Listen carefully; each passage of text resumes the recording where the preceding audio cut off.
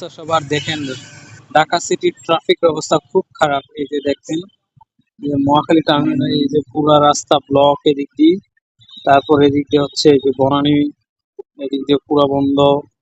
এটা হচ্ছে প্রধানমন্ত্রী কার্যালয় থেকে শুরু করে এই যে শাইন কলেজের এদিকে এই বিআইপি রাস্তা পুরা, বিজয় সরণি টিজয় সরণি পুরা বাজে অবস্থা।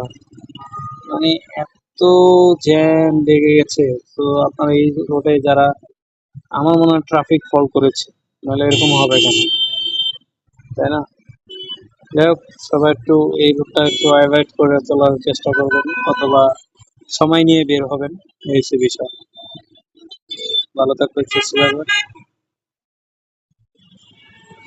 আমি যদি একটু দেখাই, আমরা আছি পুরো জ্যামের মধ্যে, পুরো জ্যামের মধ্যে।